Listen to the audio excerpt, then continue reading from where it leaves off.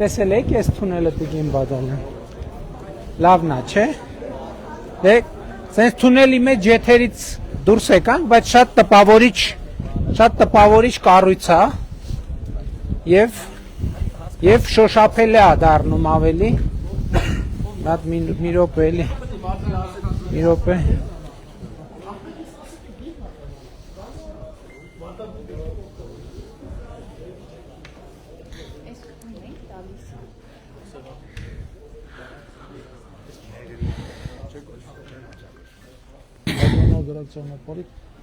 Պարոն Խուդացյան։ Ստեղ եմ, բան վարչապետ։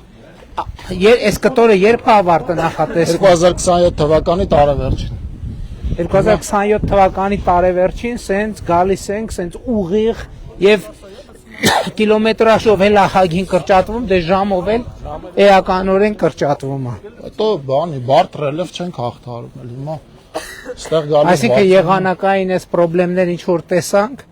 չենք ունենալու 27 թվի ավարտին ավարտում ենք։ Այս պայն 40։ Եվ այս են դեպքն է, որ աչքով չտանք իհարկե, որ կապալառու կազմակերպության հարցում բախտնես բերել է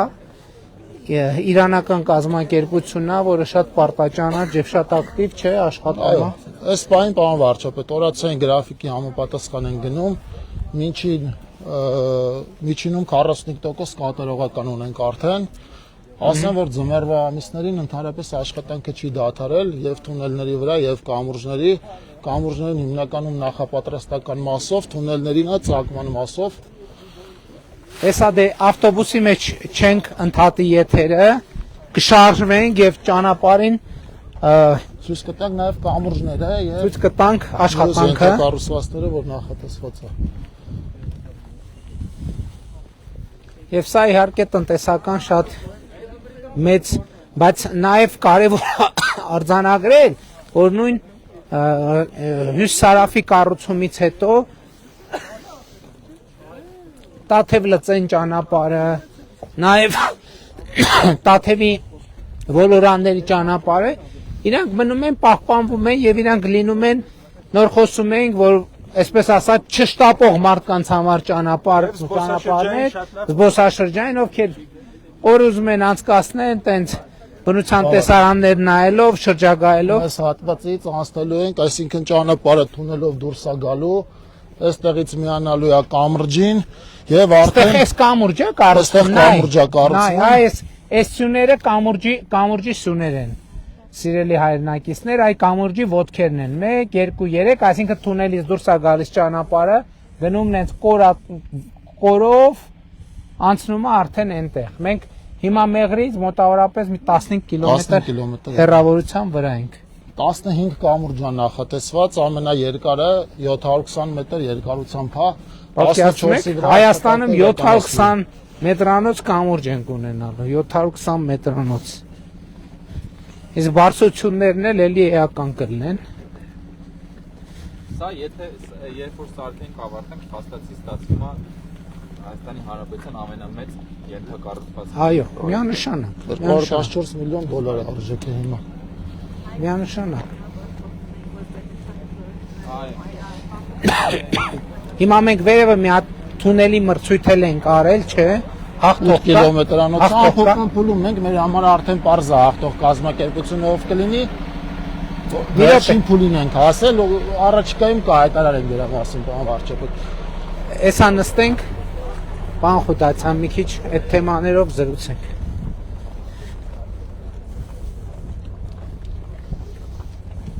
Եկեք մնում ենք եթերում։ Պարոն Խուդացյան, եկեք նստեք։ Նստեք։ Հա, հիմա այս շատ կարևոր է նաև հիմա մենք մեր այս պահի ներդրումային ընդհանուր տրամաբանությունը հասկանանք։ Նախ ամբողջությամբ վերակառուցվում է Ագարակի սահմանային անցակետը։ Լրիվ 0-ից կառուցվում է բոլորովին նոր մաքսային տերմինալ, մաքսային տերմինալ չէ, կներեք, մաքսակետ իր բոլոր մնացած ենթակառուցվածքներով, գուցե տերմինալ էլ լինի, այնտեղ չգիտեմ, ես նախագծի։ Իրանցի գործընկերների հետ աշխատում ենք հիմա երկրորդ կամուրջի նախագծի վրա։ Այսինքն Հայաստան-Իրան երկրորդ կամուրջ, որի թողունակությունը ավելի շատ կարևոր է։ Երկրորդ կամուրջ գալիս է մտնում է նոր մաքսակետ, որից հետո մտնում է նոր ճանապարհ, հյուսիս-հարավ։ նոր ճանապարհ, այնտեղից արդեն կներեք մի րոպե, Ագարակից գալիս ենք, հասնում ենք Ագարակ Քաջարանը, հիմա շինարարության ընթացքի մեջ է։ Այո։ Բայց շինարարության ճանապարհի հատվածով ամբողջական ունենք, մի հատ էլ թունել կար, որը մրցույթը եղավ, ինչպես ասացինք, եղել է եւ հիմա ամփոփման փուլում ենք։ Ճանապարհը կգա կհասնի Քաջարան, այնտեղից որտեղից քիչ առաջ մտանք էս կողմը, դրանից հետո կշարունակվի Քաջարանի թունելով, որի մրցույթը հայտարարել ենք ամփոփման փուլում ենք, հետո կլինի էլի այս լոտի մեջ չի, հաջորդ լոտի մեջ է։ Առանձին լոտի մեջ է, բայց մրցույթը արդեն հայտարարել ենք, դրանից հետո կլինի ճանապարհ, դրանից հետո կլինի Բարգուշատի թունելը, որի մասով Այդ արդեն սկսում ենք Քաջարան-Սիսիան հատվածը։ Սիսիան-Քաջարան հատվածը։ Սիսիան-Քաջարան հատվածը, որտեղ կա Բարգուշատի թունելը։ Մենք այնտեղ ունենք 3 ճանապարհային լոտ, պարոն վարչապետ, եւ ունենք 2 թունելի լոտ։ Թունելներից մեկի մրցույթը ամփոփում ենք Քաջարանի թունելն է շուրջ 8 կիլոմետր երկարությամբ, մյուսն էլ էլի համարյա նույն երկարությամբ Բարգուշատի թունելն է, որի մասով բանակցում ենք ֆրանսիական կապալառու ընկերությունների հետ։ 3 ճանապարհների մրցույթներն էլ հայտարարված են, մեկի մասով ամփոփման փուլում ենք գտնվում։ Սիսիան Քաջարանինն էլ է հայտարարված։ Սիսիան Քաջարանի 3 ճանապարհները հայտարարված են։ Շատ լավ, հոյակապ։ Այսինքն կլինի ճանապարհ թունել, ճանապարհ թունել։ Ես հույս որ Ֆրանսիայի նախագահի մայիսին կայանալիք այցի ընթացքում այդ հարցը արդեն լուծված կլինի, նաև Բարգուշատի թունելի հետ կապված։ Ну, այսինքն աշտարակ Գյումրի հատվածն հյուսիս-հարավի առաջիկայում պաշտոնապես կբացենք եւ մեզ կմնա ինչ, մեզ կմնա Արտաշատ Սիսիան հատվածը եւ Գյումրին շրջանցող Գյումրի դեպի Բավրա հատվածը։ Այսինքն հյուսիս-հարավը միսոարյուն է ստանում, ըստ էության արդեն կոնկրետանում է։ Բայց հեսա որ շարժվենք, հիմա ես կուզենամ, որ եթերը չընդհատենք, շարժվենք, որպես շինարարությունը ցույց տամ։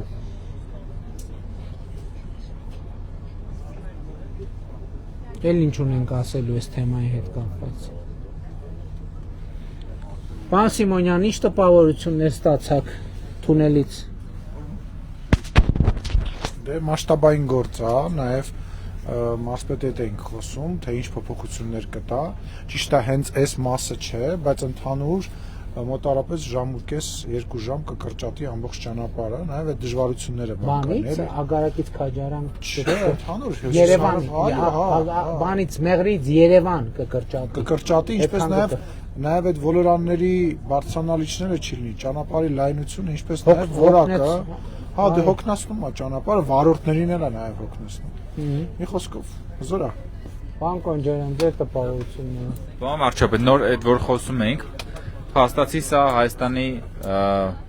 Հանրապետության պատմության անկախության շրջանի ամենախոշոր մեգա նախագիծն է, մեր պետության ամենամեծ սարքած ենթակառուցվածքային նախագիծն է, ու անկեղծ ասած, երբ որ նայում ես այս նախագծին, սկսում ես արդեն հասկանալ պետության քաշը, որովհետև կախված նրանից թե մենք քննարկում ենք մեր գործընկերների հետ վերջերս, որ պետության քաշը նաև հասկանում ես, երբ որ տեսնում ես թե պետությունը ինչ կամուրջներ, ինչ թունելներ, ինչ մեգա նախագծեր է սարքում, եւ սա իսկապես չափազանց կարևոր է, ու ես նաև շատ կարևորում եմ, որ մեր քաղաքացիները նաև տեսնեն, կարողանան նաև տեսնել, թե իրենց պետությունը ինչ նախագծեր է կարողանում կառուցել, իրականացնել եւ բնականաբար բոլորի շահառուն եւ վայելողը մեր քաղաքացիներն են լինելու։ Ընդ որում սեղ մենք կարող ենք ասել, որ ոչ միայն ասել քաղաքացին տեսնի, թե պետությունը ինչ նախագծեր է անում, քաղաքացին թող տեսնի ինքը ինչ նախագծեր է անում, որտեղ այս նախագծերը անկախ նրանից վարկային միջոցներով են, այնուամենայնիվ դա Հայաստանում աշխատող, արդյունք ստեղծող, օրենքով սահմանված հարկերը վճարող քաղաքացիների աշխատանքի արգասիքն է։ Ես ընդհանրապես ամենամեծ հակապետական եւ վտանգավոր process-ը համարում եմ այն, երբ որ փորձ է արվում դեմոնիզացնել հարկերը։ Ես էլի ուզում եմ ընդգծել Հայաստանի Հանրապետության յուրաքանչյուր քաղաքացու բարեկեցությունը կախված է առաջին հերթից ոչ թե նրանից, թե ինքը իր բարեկեցության վրա ինչքան գումար է ծախսում, այլ կախված է նրանից, թե Հայաստանի Հանրապետության պետական բյուջեն իր բարեկեցության վրա ինչքան գումար է ծախսում։ Էլի ուզում եմ ասել պատասխանատու կերպով։ Հայաստանում չկա մի ընտանիք, որ իր բարեկեցության վրա ավելին է ծախսում, քան ծախսում է Հայաստանի Հանրապետության պետական բյուջեն։ Եվ հետևաբար քաղաքացու մասնակցությունը պետական բյուջեի ձևավորմանը սկզբունքային նշանակություն ունեցող հարց է։ Դա քաղաքացու իր պետությանը տեր կանգնելու հատկանիշ է։ Դա քաղաքացու իր անկախությանը, իր ինքնիշխանությանը տեր կանգնելու հատկանիշ է։ Դա քաղաքացու այս ամեն ինչին տեր կանգնելու, իր երկրին տեր կանգնելու հատկանիշ է, որովհետև առիթ ունեցել եմ ասելու, կան հարկեր, կա պետություն, չկան հարկեր, չկա պետություն։ Եվ էլի ուզում եմ ընդգծել, որ իրականում բոլոր նրանք, ովքեր հարկերի դեմ խոսում են եւ հարկերի, այսպես ասած, բոլորին աչուձախ խոստանում են, որ հարկերից եւ այլն կազատել, իրականում խոշոր օլիգարխիան է, որ հարկերի, օրինակ ես դες կարող եմ բերել 2018 թվին մենք եկանք շրջանառության հարկի հետ կապված իրադրությունը ուսումնասիրելու եւ ինչ տեսանք։ Եվ տեսանք, որ ինչքան Հայաստանում խոշոր բիզնես կա, բանի շրջանառության հարկի ձևական ընկերություններ ստեղծելու միջոցով ամբողջ իրաց փողերը լվանում են։ Մենք իրադրությունների առաջ կանգնեցինք, երբ որ սուպերմարկետների ամեն անցուղու վրա մի հատ առանձին ԱԾ-ը դրած, հենց առանձին այդ ԱԾ-ն գալիս է